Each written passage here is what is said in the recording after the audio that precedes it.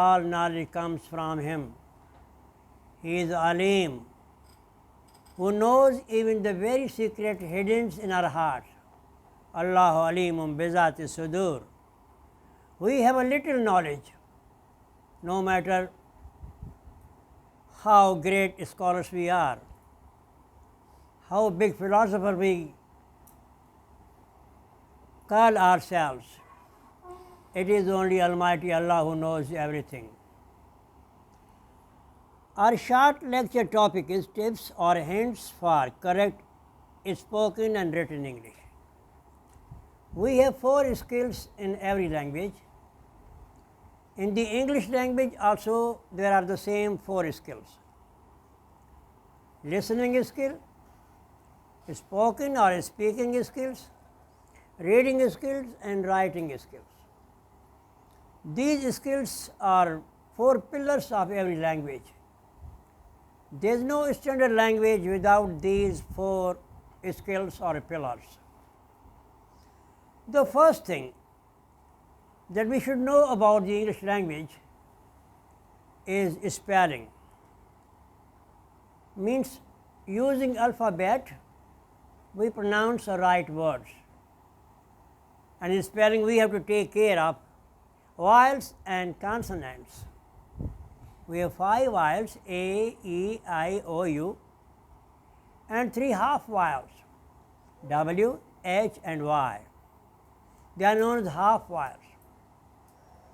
They are called harf-e-illat in Urdu Sindhi. The remaining 21 are called harf-e-sahih, means consonants. With the help of vowels we make spellings, we write words. Hardly there is any word without vowels, hardly. So the first important thing in the English language is to write words correctly. Care should be taken to use wrong spelling or erroneous spelling. That is one of the worst things in the language, may it be Latin, French, German. We are concerned with the English language, so we should guard against making or writing wrong spelling. May it be written communication or spoken English, especially in spoken. We have to use correct pronunciation, because words are pronounced by the tongue or through the tongue. No doubt we can't have the native tone or accent or pronunciation, but at least we can pronounce words clearly so the audience can understand what we mean. Even in England, there are different dialects and pronunciations. For example, in Scotland, Oxford, Cambridge, London, they have different pronunciations. It is only because of area and people and their knowledge and way of speaking. Some variations of English in England and North American English. In England we have 2 great universities, Oxford and Cambridge. They are as old as the age of John Milton, William Shakespeare, Thomas Gray and Francis Bacon, the great giants of the English language and literature.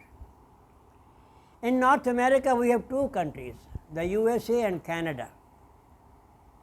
There are 3 main differences between American and the British English, and they are difference of spelling, little bit, difference of pronunciation and a little difference of grammar. So regardless of these differences, almost the language is the same, grammar is almost the same.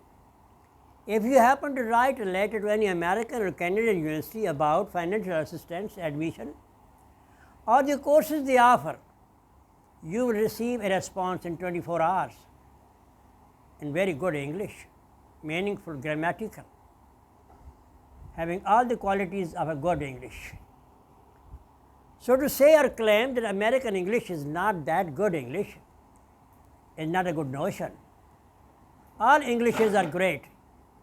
Maybe Singlish, Singapore English, Malaysian English, Australian, New Zealand English, Canadian English, American or British English. Mainly English is spoken in England. All these Englishes are standard English and there is no fault in them. How differences are there. Then other important thing is, may it be spoken or written English, choice of words is very important. Right word chosen for the right place in text and context, they mean great. So, proper word at the right place makes great sense and it is important for both written and spoken English. Also, words should be used as a proper place. For example, word only I use at 3 different places giving different meanings. Her only son died in a war, it means she had only one son. Her son only died in a war, but nobody else died except her son. Her son died only in war. He undertook many adventures, great risks, but the place where he died was nothing else but the war. So, with different use of word only in the same sentence make different sense. Use of practical, functional or everyday use vocabulary. As a student, writer, learner, as a teacher, you don't have to be a very great scholar to use flowery language or bombast. These are not academic affairs. As a student and teacher and learner, you should use everyday use language. That makes sense, because when you speak, there are audience. They listen to you, and if they don't understand what you mean, that will be quite out of point. So, your language should be meaningful, simple, intelligible and easy. Use of punctuation marks. Punctuation marks are just like traffic signals, where to stop, where not to stop, and we have to make pause. We have to pause, stop for a moment, maybe a split second. That is the way we speak and write, to make a writing and a speak in English understandable. For example, we use full stop where we complete a sentence, then comma. There are 13 uses of comma, 13, 1, 3. If comma is misused, then that makes bad sense. It is good to omit a comma, but wrong use of comma is very critical. It makes mess. So, it is better to use commas at right places. Then we have semicolon, means big pause, then a hyphen for compound words, then dash for explanation, sign of exclamation, sign of interrogation, single inverted commas, double inverted commas, brackets of 3 kinds and so on. These punctuation marks are used in written English, also in spoken English, because when you pause, the audience think there is some stop or something to know after what goes on. Strict adherence to grammar rules. Now, some people say there is no grammar and we can speak and write without grammar. Okay. If you satisfy yourself grammar less English, you can make your sense among the people who know your English. But for perfect, scholarly, academic and sensible English, you ought to know rules of grammar. Grammar is just like soul in body or head in body. You can't make sense or you can't communicate correctly without having rules of grammar to your knowledge and use. Making an organized outline for your write-up. When you write something, you have to think for some time make a rough outline, then arrange it, and there is some room, provision for time, you can rearrange it to make it sensible, then go on writing. You don't have to write very long winding sentences. It's not a good thing in composition, especially in written expression. Use of short, easy sentences is advisable. That is welcome, because people, most of whom are average knowledge having people, they understand simple plain language.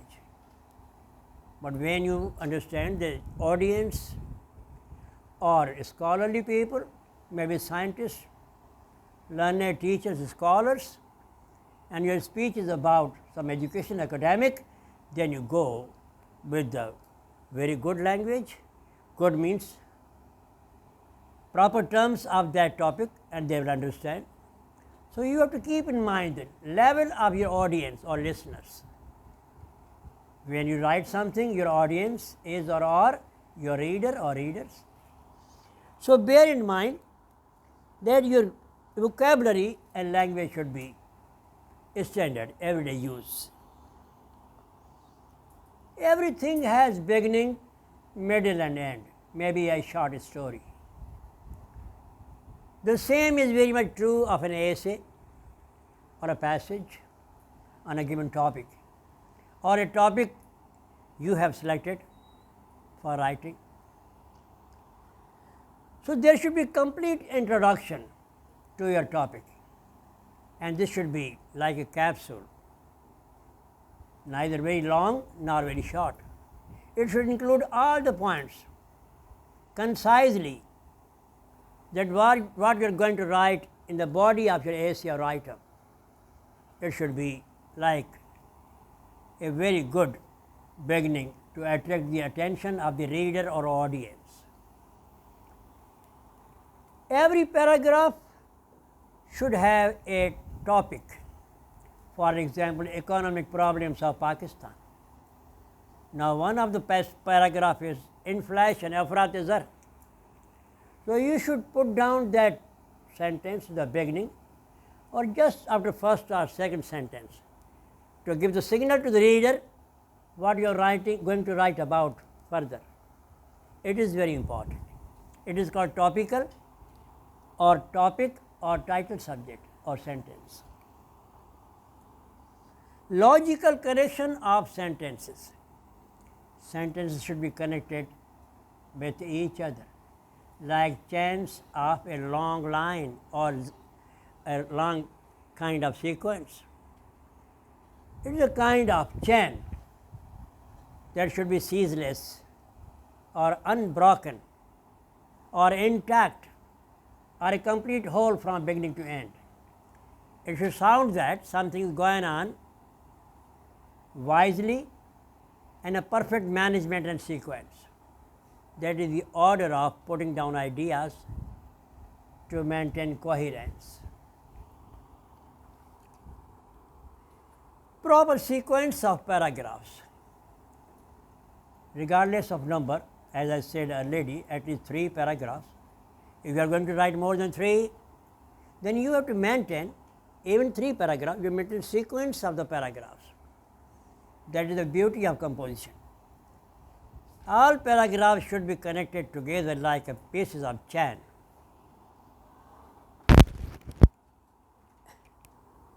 It is subject that is mentioned throughout. That is also called thesis statement. You can quote some references, some citations, some original words from some scholars. If you happen to do so, quote them according to so and so scholar. You already mentioned the idea, but you acknowledge it. If you don't acknowledge, that will be an academic theft. Plagiarism means taking somebody else's ideas but not quoting or recognizing them. So, try to avoid such things and never say according to me. Everything is according to you. Why according to me? say, in my opinion, I think, I believe, I hope, I expect, and so on. When you mention somebody else's ideas, then say according to Aristotle, according to Prophet Muhammad, according to Quran, according to Gita, according to Bible, and so on. It's a good idea, but never write or say according to me. It's not a good idea. Writing a good conclusion. The later the better, the earlier the better, and the end is very important. That tells what you really meant throughout. Your end or conclusion should be like a capsule, like introduction. It should contain all that you have already mentioned. But don't say the same thing in the same words. Change words and say the same thing in other words. The variety of or beauty of composition, written or oral, is embedded in your vocabulary. How you communicate your ideas with the help of words, that is very important thing. And mastery or perfection comes after a long time. You have to work very hard as a writer, as a reader, as a learner, as a teacher. Only then you can have some mastery or perfection. But still, you will find or feel there is much to do, a lot, in the days to come. Because when there is satisfaction, especially accommodation, academic ground, then that is the end of learning.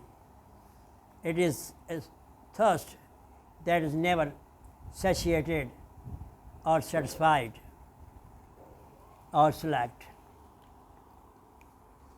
Use of concise information means brief and meaningful. That is important. Don't elongate or write very long sentences.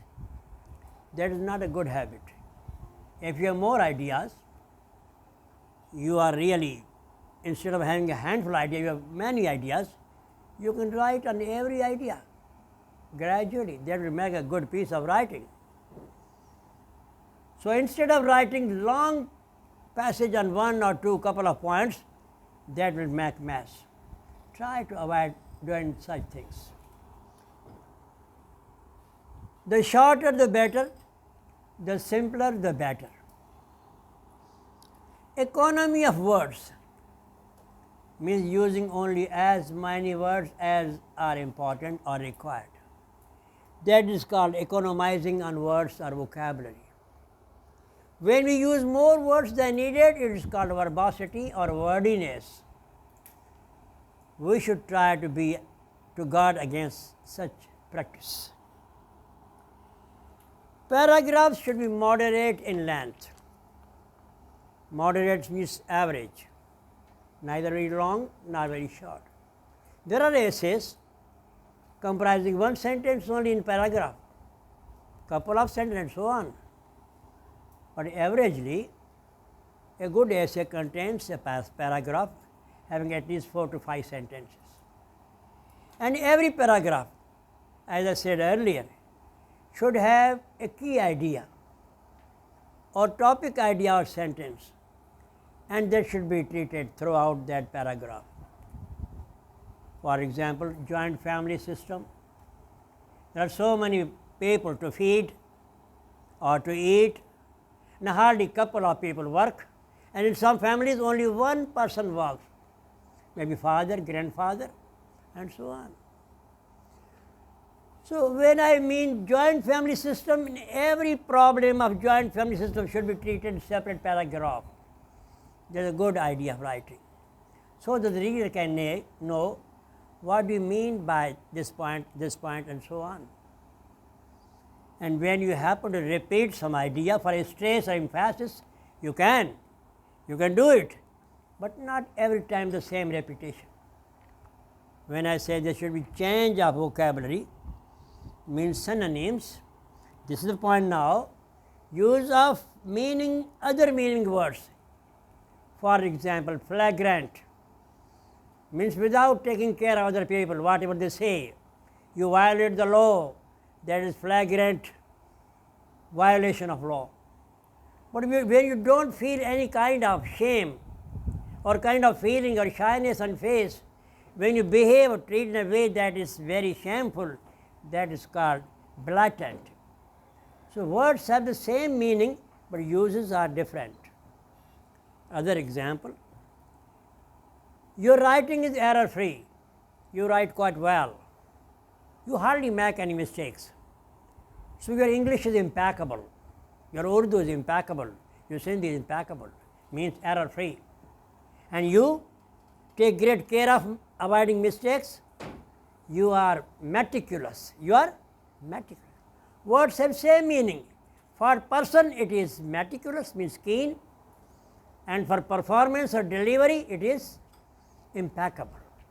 Your English is impeccable, free from errors. She is a keen writer, means meticulous. She hardly makes any mistake.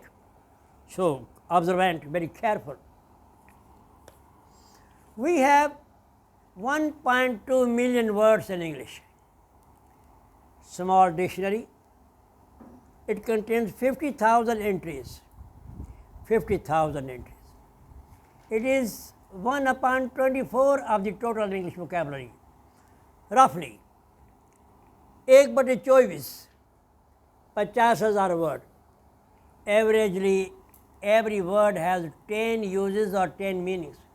So we have 500,000 words in use with examples in that small dictionary containing 50,000 words. Make and take 2 words, very important words. They are words and verbs. Both have more than 70 meanings. May be Cambridge, Oxford, Merriam, Chambers, Webster's, whatever dictionary, maybe Australia, New Zealand, words are there. A small word, go, G-O, go, it has 36 meanings, different meanings. Cucumber goes with salad, means when you add cucumber to a salad, it eats well, it makes your salad tasty, palatable. This tie goes to your suit, means suits your suit. When you put it on, your suit looks better, very attractive. Use of suitable phrases and idioms.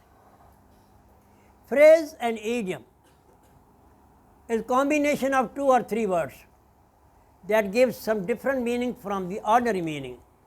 For example, this passage, I go through it, walk through it, means I just walk along and then come back. So it go through means physical movement. But when I go through a book, it means I read a book, I study a book. It's called phrase. Idioms have some little hidden meaning, latent meaning, intrinsic meaning.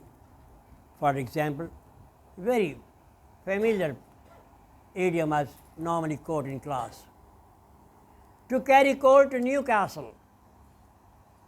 No matter, you might not know where is Newcastle, where Newcastle is, what is the relationship of coal to Newcastle.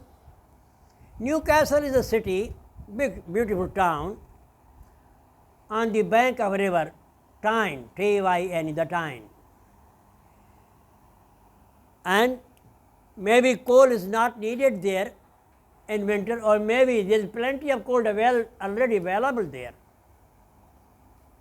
So it means to carry the thing to a place where it is already available there. To take a thing to a place where it is not needed, that is called carry coal to Newcastle. It is a hidden meaning. Other simple example, if I take a bottle of pickle to Shikarpur, where it is made in hundreds of kilos and used every day, it is just like or tantamount to carrying coal to Newcastle. I am a member of library, maybe as a teacher and student. I take along many books from my room or home. That is tantamount to carrying coal to Newcastle. In season where mangoes are in, I take Sundriyam to Mipur Khas from here. It is just like carrying coal to Newcastle. So idioms have some hidden meaning. And there are about 25,000 phrases and idioms in English. Of them, 19,000 are standard or formal, 6,000 are non-standard or informal. Informal phrases or idioms are used in spoken English as slang or everyday English. But when it comes to written English, you have to bear in mind that they should be standard type, not ordinary or informal. Use of meaningful, necessary information. Always try to include or pen down information that is very close to the topic and avoid unnecessary or irrelevant information that doesn't suit the subject. Write only that much that is very close to the subject. Sparing use of terms of the language.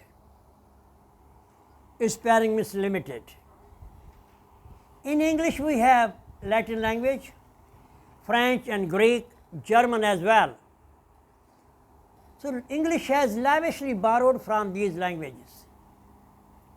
There shall be a lecture tomorrow about the history of the English language.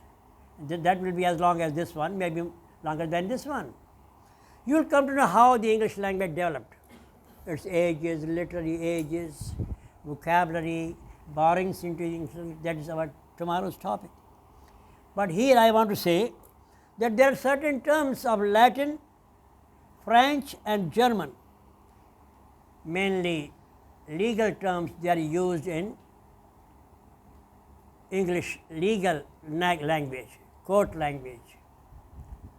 For example, prima facie, suo motu, and many more. They come from the Latin language. As in South Asia, where we dwell, Sanskrit was long ago used in the South Asia, which is now a dead language. It is known as the grandmother of the Asian languages.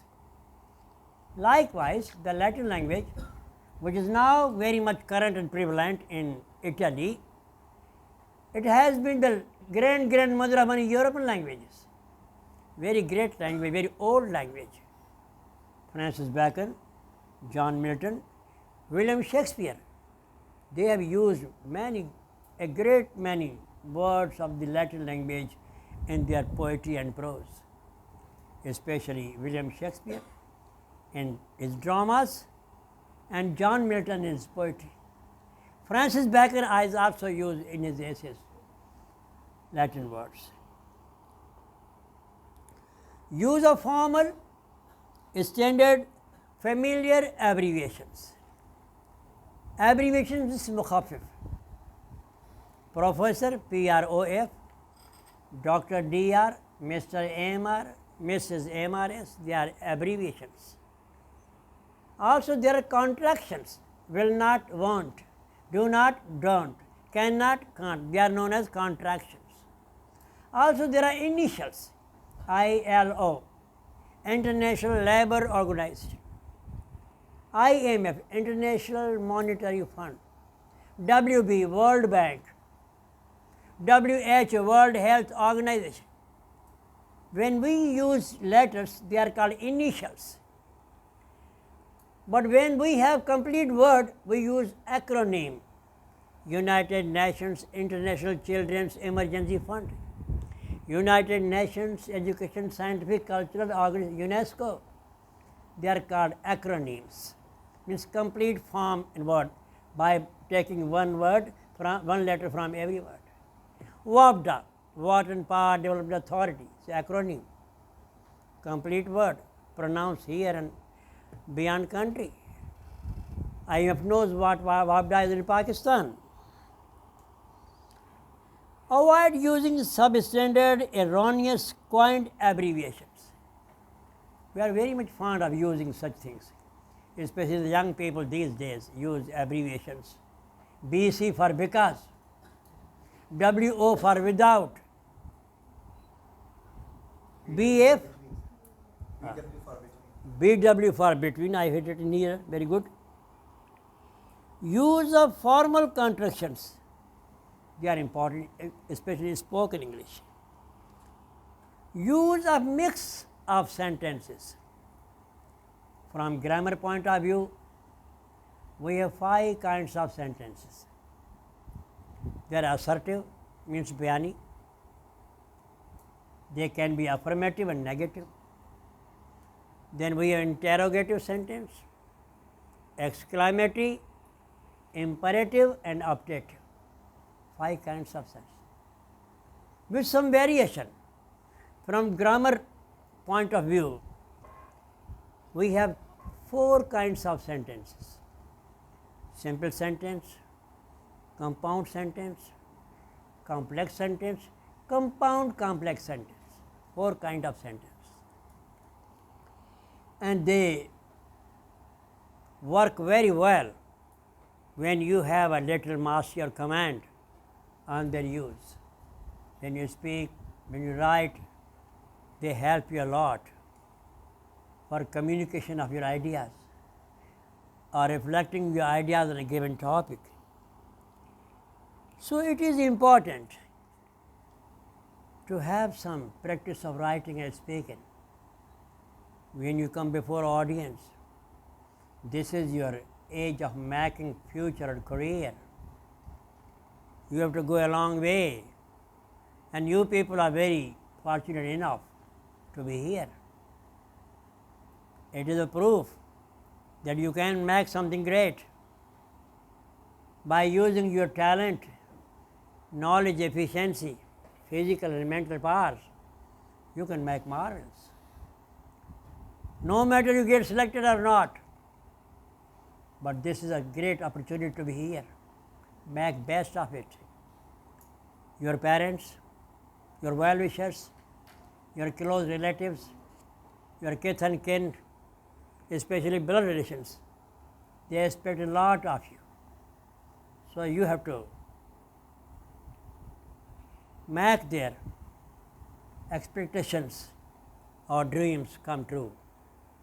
And it is only possible when you take care of your time, your energy, the opportunities you get here, resources, then I believe everything will go well. A part of time saved is a part of life saved. A part of time wasted is a part of life wasted. And those who take care of the time, they go very well. Regardless of religion or faith you entertain or profess, I hope most of you are Muslims here. Hardly a couple of people of other religions. There are also Pakistanis, are very sweet, good students. I wish them all the best. But those of you who are Muslims should believe that you are born for some great cause, for this world and the hereafter. So your first duty to yourself is to be true to yourself. And become true to yourself means you should shoulder your responsibility as a student, as a member of family, a good citizen, and responsible member of your family in the future. You should not waste your time. It's nice to have gadgets, devices, other aids to know a lot of things in your life, but excess of everything is bad. Don't misuse them. Be careful. Satan is very much there to corrupt you, to spoil you, to deviate you from the right path, as is mentioned in our holy book. So prove yourself a good man, a good girl, a good member of society, a good son and a good daughter. I hope that inshallah everything will go well. You are in the right place. Madam there with me, she will be helping us. The name is in English. And she also got through exam of lecturer in English and some other exam or commission also. I am proud that she is with us. So we will be getting knowledge from two teachers, the youngest one sitting there and the oldest one before you. I am 79 and have taught for about 50 years. And besides, 30 years I have taught candidates of PCS thesis. People of your age came to learn something about 30 years back, 25 years back, 30 years back. They are now, alhamdulillah, holding very lucrative posts, very enviable posts, drawing lucrative salaries. And some of them are commissioners or DIGs. I am proud of them. The same thing I expect of you. So behave yourself, prove that you are good students, respectful, love begets love, respect begets respect. As far qualifying this exam is concerned, for regular semester, it's not a big problem, I assure you. Very easy to get through, very easy. 3 point, very easy to get through, provided you mind your time, study hard, listen to what we say, make notes or take notes, and stay up late in the night. Not that much late, but bear in mind that as a Muslim, you have to offer 5 times obligatory prayer. So the first start of the day is morning prayer. If that is gone, everything is gone. Everything is gone. No matter you are MNA, MPA, Prime Minister, flowers are showered over you. Everybody gets up when you get there, but that is good for nothing if you haven't offered morning prayer. That's my belief. I believe. Believe it or not, Allah is witness to it.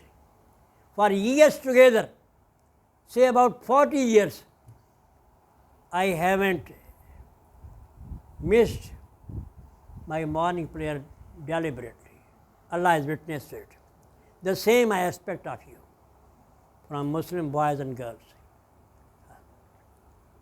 Science Quran Office, one of my best students, always helped me. Now doing MS in Islamabad, alhamdulillah. He'll be back by next month, September, October. He's a lecturer here. I am proud of such people who devote time. So they people are the leaders of tomorrow. We are just dragging ourselves. घसीट रहे हैं अपने आप को. Alhamdulillah. Work is worship. I try my best work myself. Such people, as lady, gentlemen, and many young around, they are the leaders of tomorrow. The same is very much true of you. I believe you are in the same team, and I hope you will get through, inshallah. So I was talking about getting through exam. That's not a problem here. You are here to learn something about computer, information technology, English and mathematics. So inshallah in this class you will be learning English more than other classes, inshallah. All other classes, I assure you. If you are really attentive, real ideal student, you will learn a lot. So tomorrow inshallah there will be lecture on the English language, history of the English language, how it developed from early days to this age, making of the English language. You will enjoy listening to it, inshallah.